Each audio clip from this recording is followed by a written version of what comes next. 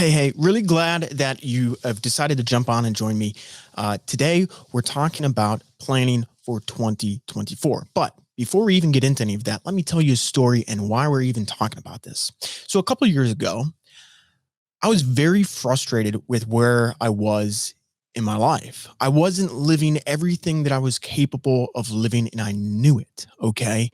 I didn't exactly know everything about it, but there's this weird tension or feeling that I had. I remember even when I was in college, I think it was a sophomore or junior at college at Ohio State. I remember I was driving down the highway. I was sitting in an Oldsmobile, which is the car that I had at the time. And I was just very not overly happy.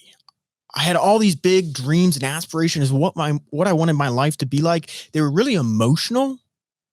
And I knew that like the dreams of what I thought and where I was currently weren't matching up. They weren't in alignment. And honestly, after a while, this becomes very, very depressing. And so what happened is I was listening honestly to Tony Robbins, which, maybe you like him, maybe you don't. I don't know. But he did say something that was really impactful for me, right? When there is a deviation or misalignment between where you want to be and where you are, that's when you start getting very frustrated. But then there was another realization that I make as I'm driving down the Oldsmobile down at Columbus, Ohio, at Ohio State. I realized that everything that I wanted for my life was based on emotions and feelings. And it wasn't actually something that I had described. It wasn't concrete. It wasn't square. It wasn't like tangible. Okay. And so here's the crazy thing. If your goals and dreams and what you want for the future are all based on feelings and emotions, and you don't have them defined discreetly, it's not possible to actually achieve them. Why? Because when you get close, the goalpost always moves. So you never know if you're actually making progress or not. So fast forward another year of frustration goes by, and it's going into, I don't know exactly what year it was, but it was like in December. And I knew the next year I wanted more for my life. I wanted to quit spinning my wheels and I wanted actual traction. I wanted to live the life that I actually wanted, but I knew I needed to get clarity on what it looked like. And so I started coming up with this way that I plan my years. And so that's why I'm sharing it with you. It's how I plan my years. Okay. And so I'm going to share exactly what it is with you on how to plan and how to be successful from that time period. Once I started doing this, I started getting success in my life. And let me describe to what that success looks like. Okay. So a couple of years go by. I keep doing this year after year after year. Today, I'm a managing partner here at Rust Belt Capital. We're a small private equity firm in Northwest Ohio. We specialize in multifamily. I've had a lot of financial success in other areas of my life that are really good. I've gone and done some really cool things with really cool friends. As a matter of fact, here in January, I'm going skiing in Seattle with some of my friends who are actually Navy fighter pilots. Pretty darn cool. Went to Glacier National Park, bought multi-million-dollar apartment complexes, and just living a really cool life. And I want that for you, and I know that you are capable of that. So I'm going to share with you how I plan my years. Okay, so my screen should be shared with you now. And this is the performance guide that I put together. It's really simple. It's really basic, and we're going to walk through it. And this video is not meant to be very long, to be honest. But every year when I'm getting towards the end of the year, I want to review. Where did we come? There's 365 days that have just passed. What happened? Okay. And if you're like me, probably you remember snippets of it. You don't remember every single day, but you remember snippets of it. And to me, they come up as images. Okay. And they're like, I have an image in my mind right now of my buddy and I at Glacier National Park getting a picture at Avalanche Lake. Okay. If you don't know what that is, Google it. It's awesome. Or maybe I'll even insert it later in if I do some editing on this video. I don't know. But like, that's a big moment. Okay. Or we bought another apartment complex. That's another big moment. Okay. And so like, I like to look back at the last 365 days of the year, and I want to see what have I done? What have I accomplished? What are my wins and what are my failures? And honestly, it takes time. Like I put what, 20 minutes, dude, it's probably going to take you more than 20 minutes. Okay. And you're going to have to sit there and think about it. And the reason I do this and the reason I think this is important is because of this right here. Fear and self-doubt. You see, I think most of the times, most people are capable of living awesome, awesome, awesome lives, but they let fear or self-doubt stop them. And so every time in my life that I've had these failures, it's come because of this self-doubt or fear. For example, I remember graduating from Ohio State and then I wanted to learn Portuguese. So I flew down to Brazil, stayed in Brazil for 4 months. Okay. I was probably going to stay down there longer, but COVID hit. Okay. And all the flights back to the United States were getting canceled. And I didn't want to get stuck in Brazil. So you're like, okay, that should be, a good reason to come back or whatever. But I look back at that and that was driven because of fear. You know, had I chose to stay in Brazil longer, like I can speak Portuguese now in conversation, but I'm not fluent. Had I not let that fear make the decision for me, I would have stayed down there longer. Everything would have been okay. And today, instead of being conversational in Portuguese, I'd be fluent in Portuguese. But I let fear make that decision. And so for that year, I came up with this phrase of lean into fear. Okay. Now maybe I'll come up with another phrase every year, something just to kind of think about and remind myself. But for that year, it was lean into fear. So after I've done some reviewing, then I think about where are we going?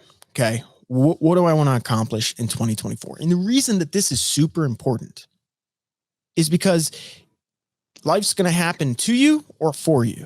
Okay. You get to make that choice. But if you're not intentional about it, it's going to happen to you. Okay. I don't want life to happen to me. I want life to happen for me. I want things to be intentional so that, okay, maybe there are 5 years between where I am today and where I want to be. But it starts with this next year. What am I going to do this next year to get me 20% closer? And then 20% closer and then 20% closer. And so what I do is I break it down into, I want to focus on 3 things and only 3 things this next year. There are 3 big goals.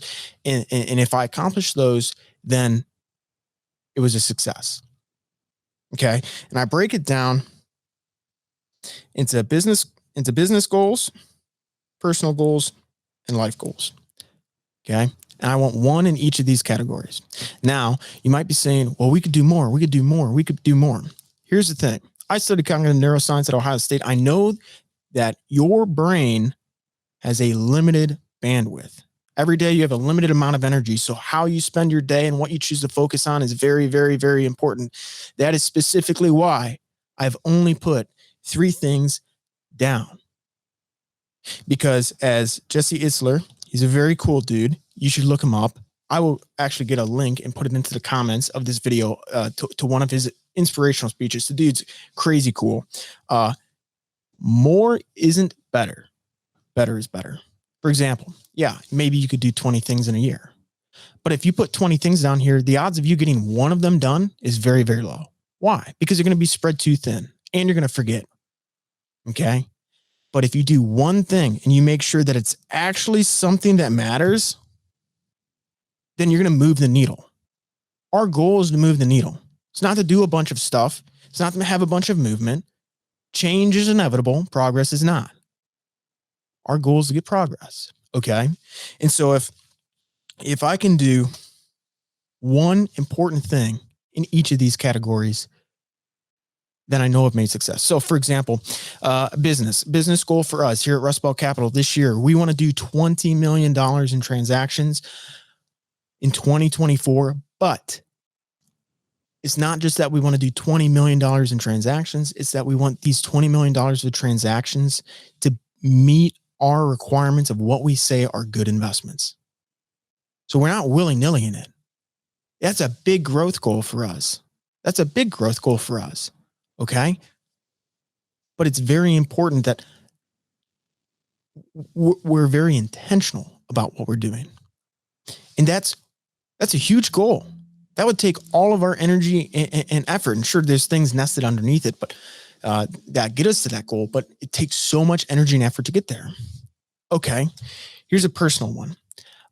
It could be, for example, it could be something about fitness. Maybe you want to run one marathon. I'll put that down. I've never run a marathon before in my life. Okay, I'm not really a runner. I used to do fitness quite a bit. This last year, I've let that slack, to be honest with you. I've fallen short on that. But I'll make it that in 2024, I run one marathon. Okay. So nested underneath that is a bunch of other things that I need to do. I need to get better at eating right, eating good food, eating healthy, sleeping better, sleeping at a better cadence or rhythm, going to bed at the right time, getting up at the right time, going to the gym, running, training, prepping, stuff like that. See, all these other little things that maybe you'd write down if you were trying to do 20, they distract you from the main goal, the main objective. And that's why there's only 3. We only have 3 here. That's why. Okay. Last one, life. Maybe it's you want to take 3 trips this year, or you want to take 4 trips this year, but you're intentional about them. Why do you want to take them? See, for me, I agreed to go with my buddy to Montana this last year. And the reason I did that is because every so many months, I want to change my environment. I want to change my perspective. Because if I change my environment, and I'm very intentional about that, and going to some place that I've never seen before, that's different geography, different people, different this, different that, it makes sure that I don't get into just this methodical rut, a fur-lined rut or whatever it's called, a silk-lined rut, okay?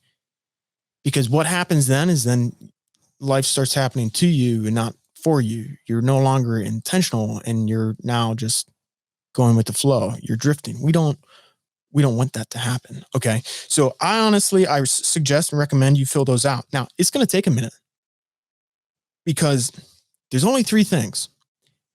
Okay. And you got to figure out what actually matters. What's actually important. You shouldn't be able to go and fill this whole thing out in like 20 minutes. Okay. Maybe it takes 3 days, because you should sit and think about all these things so that your life is intentional. This next 2024, that it's actually intentional and you're getting to where you actually want to be. You're making life happen for you, not just to you. So the last thing that we have on here is a personal financial audit. Okay. Obviously, we're an investment company, right? We do investments, and that's what I do full time. I've become very good at it. So yeah, we're going to have something on here about your personal financial statement. Okay. Why? Because if you don't have this right, if you don't have your finances right, then you have very little control over your life. Okay. Maybe that's not the politically correct term. Maybe that's uncomfortable. But it's true. If you don't have your money right, man, you can't go do things. You can't help people. You need to get your money right. And the only way to get your money right is to take an account of where you are. So this is a personal balance sheet. Also, you could call it a personal financial statement. Right here is the assets and liabilities. We'll go over what that means. So an asset could be like a house, your car, any tangible item like that. It could be your investments, if you have investments, stuff like this. So let's say you have a personal house, and you think that the house's value today is $250,000. Now, your goal is to be honest with yourself. You're going to have to give a fair value or guesstimate on what you actually think it's worth. So let's say you think it's worth $250,000. Cool. Now, what are liabilities? That's debt, any type of debt. So if you got credit card debt, if you've got mortgages, obviously, you got debt on your car, you've got student loans, anything like that, you need to put that in here. So back to the house example, you say your house is worth 250,000 and you have a mortgage with a mortgage balance of 191,000. You list them all out. You add these up to get to your total assets here. You add these up over here on the liabilities side to get to your total liabilities. And then you're going to subtract 250,000 from 191,000. That'd be like 59,000 if I do my math really correct. Make sure that I'm right. Just double check.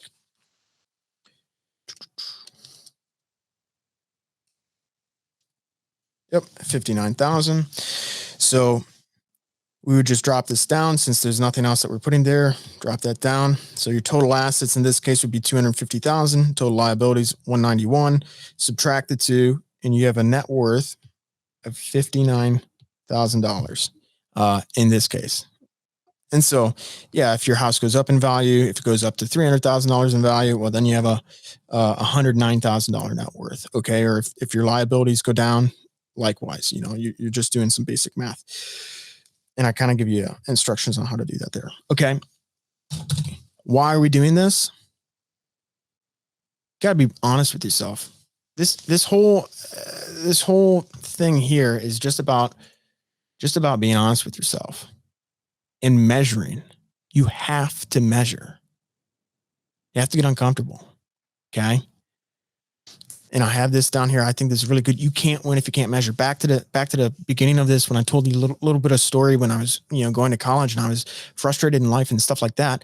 I was frustrated because there was nothing for me to measure my progress against, because I hadn't defined a goal and I hadn't defined where I'm at.